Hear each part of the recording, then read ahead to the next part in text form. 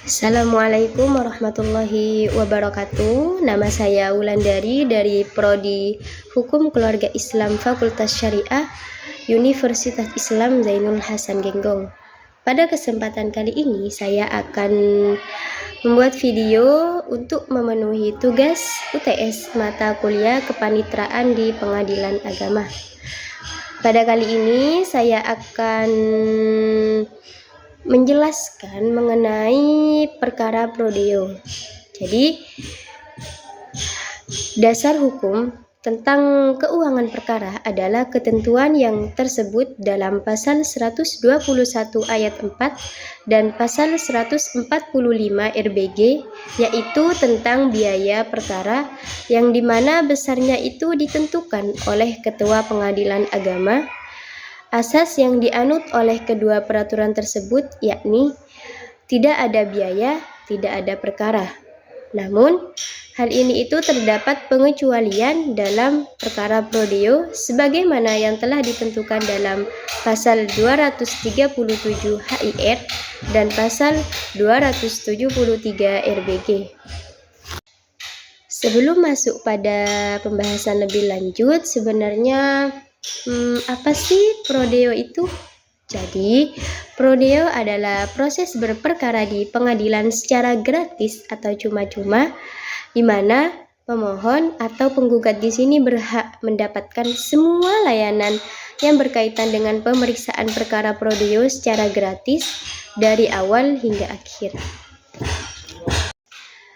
Perkara prodeo ini telah diatur dalam pasal 121 ayat 4 HIR dan pasal 145 ayat 4 RBG, di mana beberapa kasus yang bisa diajukan secara prodeo itu antara lain ada perceraian, isbat nikah, permohonan wali adol, gugat waris, gugat hibah, perwalian anak, hingga pada gugatan harta bersama.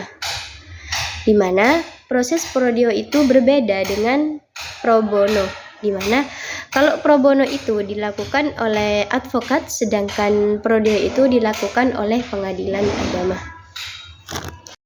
Ada beberapa syarat untuk mengajukan perkara prodeo, yang antara lain yaitu melampirkan surat keterangan tidak mampu atau SKTM atau surat keterangan tunjangan sosial lainnya.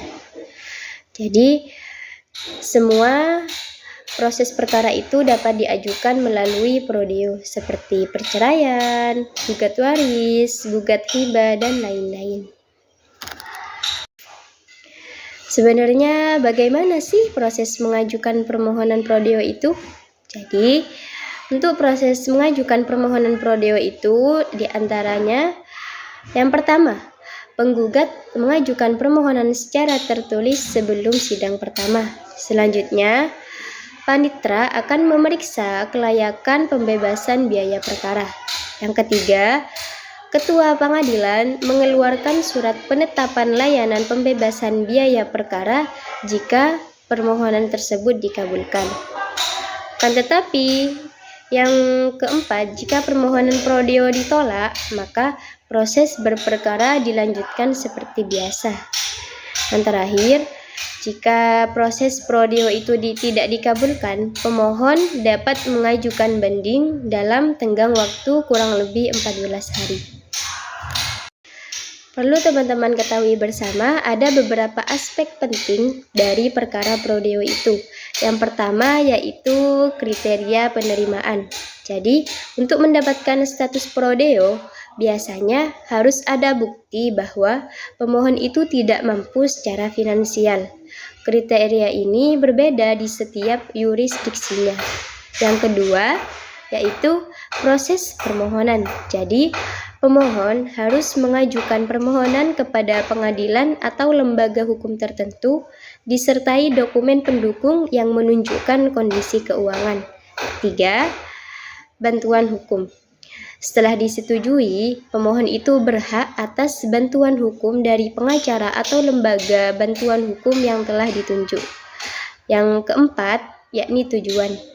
Tujuan dari prodeo di sini yaitu untuk mencegah ketidakadilan yang mungkin terjadi karena ketidakmampuan finansial untuk membayar biaya pengacara atau biaya pengadilan. Yang terakhir yaitu peran pengadilan. Jadi, pengadilan di sini memiliki kewenangan untuk memutuskan apakah permohonan prodeo itu bisa diterima atau ditolak. Tidak hanya itu saja teman-teman, prodeo itu juga memiliki manfaat. Yang pertama yaitu berupa akses keadilan. Jadi dengan adanya prodeo di sini, ini bisa memastikan bahwa semua individu terlepas dari kondisi keuangan dapat mengakses sistem hukum. Kedua, perlindungan hak.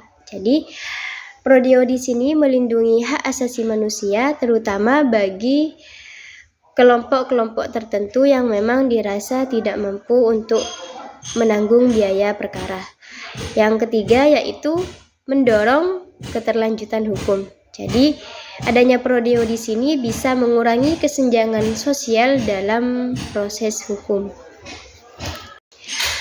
Jadi perlu teman-teman ketahui bahwa adanya prodeo di sini itu tidak hanya memunculkan beberapa manfaat dan juga nilai-nilai positif, akan tetapi juga ada stigma atau sikap negatif terhadap adanya peraturan perkara prodeo di sini.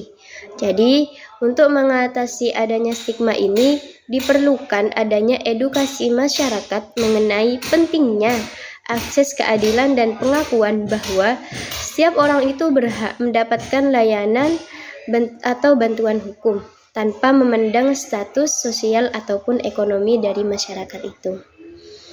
Mungkin cukup sekian yang bisa saya jelaskan mengenai perkara prodeo di sini. Kurang lebihnya mohon maaf. Wassalamualaikum warahmatullahi wabarakatuh. See you next time.